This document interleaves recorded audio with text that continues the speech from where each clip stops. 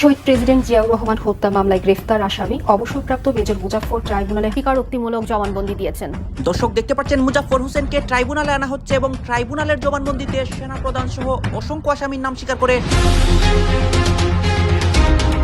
এদিকে আজ মুজাফফর হোসেন আন্তর্জাতিক ট্রাইব্যুনালে 10 মিনিটের জবানবন্দি দিয়েছে।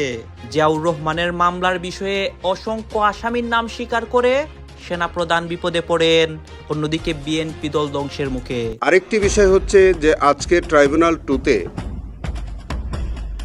মেজর মুজাফফর হোসেন নামে ৪৫ বছর পর জিয়াউর রহমানের আসামি গ্রেপ্তার হওয়ার পরে রিমান্ডে চাঞ্চল্যকর তথ্য দিয়েছেন। বিএনপির কোন কোন নেতাকর্মী তার সঙ্গে জড়িত সমস্ত চাঞ্চল্যকর তথ্য শুনে তারেক রহমান অবাক হয়ে গেছেন। প্রয়াত রাষ্ট্রপতি জিয়াউর রহমান হত্যায় জড়িত সেনাবাহিনী প্রধান জেনারেল ওয়াকারুজ্জামান তাকে সেনাবাহিনীর কাছে হস্তান্তর করা হয়েছে। এখন সেনাবাহিনীর প্রচলিত বিচার প্রক্রিয়ার মাধ্যমে তার বিরুদ্ধে পরবর্তী আইনগত পদক্ষেপ নেওয়া। এই গ্রেফতারি কি কেবল একজন খুনিকে ধরা, নাকি ৪৪ বছর আগে সেই রাজনৈতিক ষড়যন্ত্রের মূলে পৌঁছানোর পথ খুলে গেল? একদল বিপথগামী সেনা সদস্যের বুলেটের আঘাতে থমকে যায় বাংলাদেশের ষষ্ঠ রাষ্ট্রপতি বীর মুক্তিযোদ্ধা জিয়াউর রহমানের জীবন। রাউজানের গভীর জঙ্গলে লুকিয়ে ফেলা হয় তার মরদেহ। মেজর রেজাউল করিমের পর্যবেক্ষণ বলছে, জিয়াউর রহমানকে হত্যা এবং হত্যাকাণ্ডের পরে রাষ্ট্র ক্ষমতা দখল করা এমন পরিকল্পনার কোনো ইঙ্গিত সেনানিবাসে ছিল না। সাবেক প্রেসিডেন্ট জিয়াউর রহমান মামলার প্রধান আসামি মুজাফফর হোসেনকে আজকে আন্তর্জাতিক ট্রাইব্যুনালে তোলা হয় এবং মুজাফফর হোসেন ট্রাইব্যুনালে 10 মিনিটের জবানবন্দি দেয় এবং এই জবানবন্দিতে অসংখ্য মাস্টারমাইন্ডের নাম প্রকাশ করে, যেই মাস্টারমাইন্ডগুলা বর্তমানে ক্ষমতায় রয়েছে বিএনপি দলের মধ্যে, এবং সেনাপ্রধানও বিপদে পড়েন। দর্শক শ্রোতা, এই জিয়াউর রহমানের মামলার বিষয়ে আজকে সকল রহস্য উন্মোচন হয় এবং ট্রাইব্যুনালে সবকিছু উন্মোচন হয়। আপনাদের সামনে এই একটি ভিডিওর মাধ্যমে ধারাবাহিকলি সবকিছু তুলে ধরবো এবং গোপনে মুজাফফর হোসেন অনেক পরিকল্পনা করেন বা জবানবন্দি দেন সেই রিমান্ডের ফুটেজগুলোও তুলে ধরবো। আসুন আমরা কথা বলছি না, আমরা সরাসরি ভিডিওর মূল আলোচনায় চলে যাচ্ছি। কি ঘটেছিল 1981 সালের 30 মে রাতের অন্ধকারে? কেন শহীদ প্রেসিডেন্ট জিয়াউর রহমানকে হত্যার ঠিক 13 দিন আগেই দেশে ফিরেছিলেন শেখ হাসিনা? এটা কি নিছকই কোনো কাকতালীয় ঘটনা, নাকি এর পেছনে লুকিয়েছিল এক সুগভীর আন্তর্জাতিক ব্লুপ্রিন্ট? যে খুনিরা সেদিন বাংলার রাখাল রাজাকে নির্মমভাবে হত্যা করেছিল, তারা কিভাবে রাতের আধারে সীমান্ত পেরিয়ে ভারতে আশ্রয় নিয়েছিল? ৪৫ বছর ধরে ধরা ছোঁয়ার বাইরে থাকা সেই মাস্টার মাইন্ডদের একজন পলাতক আসামি মেজর মুজাফফর হঠাৎ কিভাবে ধরা পড়ল? শেখ হাসিনা দীর্ঘ 15 বছরের স্বৈরাচারী শাসন আমলে যে খুনি বুক ফুলিয়ে ঘুরে বেরিয়েছে, ক্ষমতার পালা বদলের পর তারেক রহমানের এক জাদুকরি চালে কিভাবে সে আজ খাঁচায় বন্দী? ইতিহাসের সবচেয়ে বড় এবং চাঞ্চল্যকর এই রাজনৈতিক রহস্যের জট খুলতে চলেছে আজ। পরতে পরতে লুকিয়ে থাকা রোমহর্ষক এই সত্য জানতে ভিডিওটি একদম শেষ পর্যন্ত দেখুন, কারণ আজকের এই বিশ্লেষণ আপনার এতদিনের চেনা ইতিহাসকে পুরোপুরি বদলে দেবে। 1981 সাল, বাংলাদেশ তখন সদ্য স্বাধীন হওয়া এক যুদ্ধ বিধ্বস্ত দেশ থেকে ঘুরে দাঁড়িয়ে উন্নতির দিকে এগোচ্ছে। বহুদলীয় গণতন্ত্রের প্রবর্তক, আধুনিক বাংলাদেশের উপকার শহীদ প্রেসিডেন্ট জিয়াউর রহমান তখন সারা দেশের মানুষের নয়নের মণি। কিন্তু ক্ষমতার রাজনীতিতে একজন নেতা যখন অনেক বেশি জনপ্রিয় হয়ে ওঠেন, তখন তার শত্রুর অভাব হয় না। জিয়াউর রহমানের শত্রু শুধু দেশের ভেতরেই ছিল না, ছিল দেশের বাইরেও। 1981 সালের মে মাস, রাজনীতির মাঠে হঠাৎ করেই এক অদ্ভুত সমীকরণ তৈরি হলো। 17 মে দীর্ঘ নির্বাসন শেষে ভারত থেকে দেশে ফিরলেন আওয়ামী লীগের নেত্রী শেখ হাসিনা। জিয়াউর রহমানের উদারতায় এবং রাজনৈতিক শিষ্টাচারের কারণেই সেদিন শেখ হাসিনা দেশে ফেরা সম্ভব হয়েছিল। কিন্তু এই উদারতার প্রতিদান জিয়াউর রহমান কি পেয়েছিলেন? শেখ হাসিনা দেশে ফেরার ঠিক 13 দিন পর, হ্যাঁ মাত্র 13 দিনের মাথায় 30 মে কালো রাতে চট্টগ্রাম সার্কিট হাউসে রচিত হলো বাংলাদেশের ইতিহাসের সবচেয়ে কলঙ্কজনক এক অধ্যায়। সার্কিট হাউসে যে কক্ষে দেশের রাষ্ট্রপতি ঘুমিয়েছিলেন, সেই কক্ষে নিরাপত্তা ব্যবস্থা রহস্যজনকভাবে সরিয়ে নেওয়া হয়েছিল। কোনো প্রোটোকল নেই, কোনো সেনা টহল নেই, যেন জেনে শুনেই রাষ্ট্রপতিকে মৃত্যুর মুখে ঠেলে দেওয়া হয়েছিল। গভীর রাতে একদল বিপদগামী সেনা কর্মকর্তা যখন সার্কিট হাউসে আক্রমণ করলো, তখন জিয়াউর রহমান নিজের জীবন বাঁচাতে পেছনের দরজা দিয়ে পালাতে পারতেন, কিন্তু তিনি তা করেননি। তিনি বুক চিতিয়ে সামনে এসে দাঁড়িয়েছিলেন, আর তখনই ঘাতকের নির্মম বুলেটে ঝাঁঝরা হয়ে যায় তার বুক। কিন্তু প্রশ্ন হলো, জিয়াউর রহমানকে হত্যার এই নীল নকশা আসলে কোথায় তৈরি হয়েছিল? শেখ হাসিনা দেশে ফেরা 13 দিনের মাথায় জিয়াউর রহমানের হত্যাকাণ্ড, এই দুটো ঘটনার মধ্যে কি কোনো অদৃশ্য সুতো গাঁথা ছিল? একটু গভীর রাজনৈতিক বিশ্লেষণ করলেই বোঝা যায় জিয়াউর রহমান যখন দেশের ভেতরে এবং আন্তর্জাতিক অঙ্গনে বাংলাদেশের একটি স্বাধীন ও শক্তিশালী পরিচয় দাঁড় করাছিলেন, তখন তা একটি নির্দিষ্ট প্রতিবেশী দেশের ভূ রাজনৈতিক স্বার্থের পরিপন্থী ছিল। শেখ হাসিনাকে দেশে পাঠানো এবং ঠিক তার পরই জিয়ার হত্যাকাণ্ড, এই টাইমিং নিয়ে আজ ৪৫ বছর পর নতুন করে প্রশ্ন উঠেছে। অনেকেই মনে করেন এটি ছিল একটি পরিকল্পিত সিগন্যাল, জিয়াকে সরিয়ে দিয়ে বাংলাদেশের ক্ষমতা রাজনীতিতে একটি বিশেষ গোষ্ঠীকে প্রতিষ্ঠিত করার দীর্ঘমেয়াদী চক্রান্ত। হত্যাকাণ্ডের পর যা ঘটেছিল তা এই সন্দেহকে আরও বেশি ঘনীভূত করে। জিয়াউর রহমানকে হত্যার পর ঘাতক চক্র খুব দ্রুত বুঝতে পারে যে পরিস্থিতি তাদের নিয়ন্ত্রণের বাইরে চলে যাচ্ছে। সাধারণ মানুষ এবং দেশপ্রেমিক সেনাবাহিনী যখন এই বিদ্রোহের বিরুদ্ধে রুখে দাঁড়ালো, তখন খুনিদের সামনে পালানো ছাড়া আর কোনো পথ ছিল না। কিন্তু তারা কোথায় পালিয়েছিল?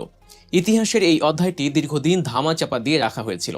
জিয়া হত্যার সাথে জড়িত বেশ কয়েকজন ঘাতক, যার মধ্যে অন্যতম এই মেজর মুজাফফর, তারা অত্যন্ত সুকৌশলে বোরকা পরে ছদ্মবেশে রাতের অন্ধকার পেরিয়ে সীমান্ত দিয়ে ভারতে প্রবেশ করেছিল।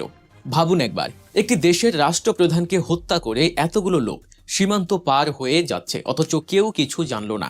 এটা কি কোনোভাবেই সম্ভব? সীমান্তরক্ষী বাহিনী বা গোয়েন্দাদের চোখ ফাঁকি দিয়ে ভারতে ঢুকে পড়া এবং সেখানে নিরাপদ আশ্রয় পাওয়া, এর পেছনে স্পষ্টতই বড় কোনো রাষ্ট্রীয় শক্তির মদত ছিল। খুনিরা জানতো ভারতে গেলেই তারা নিরাপদ, কারণ জিয়াকে হত্যার ব্লুপ্রিন্ট বাস্তবায়ন হয়তো সেখান থেকেই তাদের সবুজ সংকেত দেয়া হয়েছিল। এই খুনিদেরই একজন হলো মেজর মুজাফফর। ৪৫ বছর, প্রায় অর্ধ শতাব্দী ধরে এই মানুষটি পৃথিবীর বুক থেকে যেন পুরোপুরি গায়েব হয়ে গিয়েছিল। কোনো ব্যাংক অ্যাকাউন্ট নেই, কোনো স্থায়ী ঠিকানা নেই, কোনো ডিজিটাল ফুটপ্রিন্ট নেই। শেখ হাসিনার দীর্ঘ ১৫ বছরের শাসন আমলে জিয়াউর রহমানের হত্যাকাণ্ডের বিচার নিয়ে কোনো কথাই বলা হয়নি, বরং জিয়ার খুনিদের পরোক্ষভাবে পুরস্কৃত করা হয়েছে, তাদের নিরাপদে থাকার ব্যবস্থা করে দেওয়া হয়েছে। মুজাফফরও এই সুযোগটি পুরোপুরি কাজে লাগিয়েছে। ইতিহাসের পাতায় লুকিয়ে থাকা এক রক্তক্ষয়ী অধ্যায় কি তবে শেষ পর্যন্ত উন্মোচিত হতে চলেছে? ৪৫ বছর ধরে যে রহস্যের গহীন অরণ্যে চাপা পড়েছিল এক রাষ্ট্রপতির হত্যাকাণ্ডের নেপথ্য কাহিনী, আজ তা কি নতুন মোড় নিচ্ছে? দেশ জুড়ে তোলপাড় করা এক গ্রেফতারি আর সেই সাথে উঠে আসা চাঞ্চল্যকর সব তথ্য কি কোনো বড় ষড়যন্ত্রের ইঙ্গিত দিচ্ছে? কেবল একজন খুনি নয়, বরং ক্ষমতার অলিন্দে থাকা বড় কোনো শক্তির কি তবে মুখোশ খসে পড়ছে এই ২০২৬ সালে? আজকের এই অনুসন্ধানী প্রতিবেদনে আমরা সেই কুখ্যাত রাতের আড়ালে থাকা সেই গোপন সমীকরণগুলোই আপনাদের সামনে তুলে ধরব। ইতিহাসের ক্যালেন্ডারে ১৯৮১ সালের ৩০শে মে তারিখটি আজও এক বেদনার নাম হয়ে আছে। ভোরের প্রথম আলো ফোটার ঠিক আগে চট্টগ্রামের সার্কিট হাউসে ঘটে যাওয়া হত্যাকাণ্ড শুধু একজন ব্যক্তিকে নয়, বরং একটি নতুন রাষ্ট্রকেও করেছিল রক্তাক্ত। ভারী বুটের শব্দে যখন নিস্তব্ধতা চুরমার হচ্ছিল, তখন কি কেউ জানত এই ঘটনাটি দীর্ঘ ৪ দশকের রাজনৈতিক গোলগাধার জন্ম দেবে? বহু বছর পার হয়েছে, অনেক সত্যই ধামাচাপা পড়ে গেছে সময়ের ধুলোয়, কিন্তু কিছু প্রশ্ন আজও অমীমাংসিত থেকে গেছে। রাষ্ট্রপতির হত্যাকাণ্ডের পর কেন এলাকাটি এমনভাবে পরিত্যক্ত হয়েছিল যেন সেখানে কোনো এক ভয়াবহ তাণ্ডব চালানো হয়েছে? সেনাবাহিনীর কিছু ইউনিটের সেই বিশেষ তৎপরতা কি শুধুই কোনো শৃঙ্খলা বিরোধী কাজ ছিল, নাকি এর গভীরে ছিল সুদূর প্রসারী কোনো লক্ষ্য? প্রত্যক্ষদর্শীদের সেই আঁতকে ওঠা কণ্ঠস্বর আজও আমাদের মনে করিয়ে দেয়, ক্ষমতার লড়াইয়ে সাধারণ মানুষ আর সত্য সব সময়ই থাকে সবথেকে বেশি অসহায়। সময়ের চাকা ঘুরে আজ ২০২৬ সালে এসে সেই বহু আলোচিত ঘটনার এক গুরুত্বপূর্ণ মোড় প্রত্যক্ষ করছি আমরা। দীর্ঘ ৪ যুগ ধরে আইনের চোখ ফাঁকি দিয়ে পালিয়ে থাকা মেজর মুজাফফর হোসেনের গ্রেফতারি যেন একটি দীর্ঘ প্রতীক্ষিত আইনি পদক্ষেপ। প্রযুক্তির এই যুগে গোয়েন্দা পুলিশের নিখুঁত নজরদারি আর অত্যাধুনিক ট্র্যাকডাউন ব্যবস্থা অবশেষে তাকে আইনের আওতায় আনতে সক্ষম হয়েছে। সামরিক বাহিনীর পালিকা থেকে বহিষ্কৃত এই ব্যক্তির ধরা পড়া মানেই হল সেই পুরনো নথিপত্রগুলো নতুন করে যাচাইয়ের সুযোগ পাওয়া। ডিবি পুলিশ কর্তৃক এই গ্রেফতারি শুধু একটি মামলা নিষ্পত্তির পথ প্রশস্ত করেনি, বরং এর সাথে জড়িত অন্যদের খুঁজে পাওয়ার পথও সুগম করেছে। বর্তমান প্রশাসনের অধীনে এই আইনি লড়াইটি যে নতুন গতি পেয়েছে, তা জিয়াউর রহমানের ভক্তদের মনে এক নতুন আশার আলো জ্বালিয়েছে। এখন কোটি মানুষের নজর সেই কোর্ট মার্শালের দিকে, যেখানে হয়তো পরিষ্কার হবে এই হত্যাকাণ্ডের প্রতিটি সূক্ষ্ম ধাপ। ঘটনার পরপরই রাজনৈতিক বিশ্লেষক ও ইতিহাসবিদদের মনে প্রশ্ন উঠেছিল, কেন এই সফরটি এত গোপন রাখা হয়েছিল। চট্টগ্রামের অভ্যন্তরীণ রাজনৈতিক কোণ্ডলভি সামনে রেখে যে অস্থিরতা তৈরি হয়েছিল, তা কি ছিল প্রকৃত কারণ, নাকি নিছকই একটি আড়াল? সেই সময়ের অস্থির রাজনৈতিক প্রেক্ষাপট আর রাষ্ট্রপতির সফরের আকস্মিকতা কি কোনোভাবেই একে অপরের সাথে সম্পর্কিত ছিল? জিয়াউর রহমান যখন পার্বত্য অঞ্চলে শান্তি প্রতিষ্ঠায় তৎপর ছিলেন, তখন তাকে কেন এমন অরক্ষিত অবস্থায় চট্টগ্রামে আসতে হয়েছিল? যারা ক্ষমতার কাছাকাছি থাকতে চেয়েছিলেন, তাদের প্রত্যেকের স্বার্থই কি এই হত্যাকাণ্ডের সাথে পরোক্ষভাবে যুক্ত ছিল? বিএনপির অভ্যন্তরীণ বিভাজন আর নেতাদের পাল্টাপাল্টি অবস্থানের প্রভাব কি তখন সেনাবাহিনীর ওপর পড়েছিল, যা সরাসরি ট্র্যাজেডির কারণ হয়ে দাঁড়ায়? গোয়েন্দা তথ্যে উঠে আসা সেই রহস্যময় দিনগুলোর প্রতিটি চরিত্র আজ নতুন করে বিশ্লেষণের দাবি রাখে। ইতিহাসের বড় কোনো পরিবর্তনের পেছনে সবসময় কোনো না কোনো নেপথ্য নায়ক বা আন্তর্জাতিক শক্তির হাত থাকে, যা সাধারণ মানুষের চোখে পড়ে না। জিয়াউর রহমানের মৃত্যুর পর যে রাজনৈতিক শূন্যতা তৈরি হয়েছিল, তা কি পরিকল্পিতভাবে অন্য কোনো শক্তিকে ক্ষমতায় বসানোর পথ প্রশস্ত করেছিল? বিভিন্ন সময়ে যেসব চাঞ্চল্যকর তথ্য বা গোপন নথির ইঙ্গিত পাওয়া গেছে, তা কি সত্যি কোনো দেশি বিদেশি যোগসাজশের দিকে আঙুল তোলে? বর্তমান প্রধানমন্ত্রী তারেক রহমানের জোরালো অবস্থান এবং বিচার বিভাগীয় তৎপরতা কি তবে সেই দীর্ঘদিনের জমে থাকা জঞ্জাল পরিষ্কার করার প্রথম ধাপ? সীমান্ত পরিস্থিতি এবং সেই সময়ের নেতাদের চলাফেরার ধরন কি প্রমাণ করে যে পুরো ঘটনাটি একটি সুনির্দিষ্ট ছক অনুযায়ী পরিচালিত হয়েছিল? আজ যখন আমরা ইতিহাসের এই জটিল গ্রন্থিগুলো খোলার চেষ্টা করছি, তখন মূল লক্ষ্য হওয়া উচিত সত্যের মুখোমুখি দাঁড়িয়ে স্বচ্ছ একটি বিচারের ব্যবস্থা করা। এই মুহূর্তে সবচেয়ে বড় খবর বাংলাদেশের গণমাধ্যমে প্রচার হচ্ছে যে জিয়াউর রহমানের হত্যাকারী হিসেবে যার বিচার হয়েছিল, দণ্ডপ্রাপ্ত সেই মেজর অবসরপ্রাপ্ত মুজাফফরকে আটক করা হয়েছে এবং এখন তাকে সেনাবাহিনীর কাছে হস্তান্তর করা হয়েছে। সেনাবাহিনী এখন কি করছে, এটি কিন্তু বড় একটা প্রশ্ন। তার চেয়েও বড় প্রশ্ন হলো, এবং আপনারা একটু খেয়াল করে দেখুন, ৪৫ বছর পর্যন্ত যেই সেনা কর্মকর্তা পলাতক ছিলেন, অর্থাৎ ১৯৮১ সনের ৩০ মে জিয়াউর রহমানকে হত্যার পরে যাদেরকে ফাঁসি দেওয়া হলো, যাদের বিচার কার্যকর হলো, কিন্তু মুজাফফরকে পাওয়া গেল না, তাকে ধরা গেল না, তার বিচার কার্যকর করা গেল না।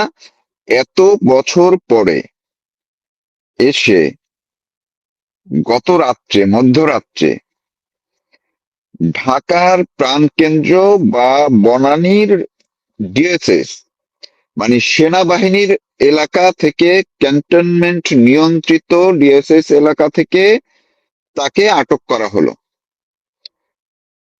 মানেটা কি? সেনাবাহিনীর একজন সাবেক কর্মকর্তা, তিনি পলাতক ছিলেন ৪৫টা বছর, তাকে আটক করা হলো ক্যান্টনমেন্ট এরিয়ার মধ্য থেকে। মানে এইটার কোনো যুক্তি, কোনো ধরনের যুক্তি যাই দেখ, এটা কি বিশ্বাসযোগ্য কারো কাছে হয় কিনা, হবে কিনা? যদি হয়, তবে অনেক কিছু রহস্য কিন্তু এর মধ্য থেকে বের হয়ে আসে।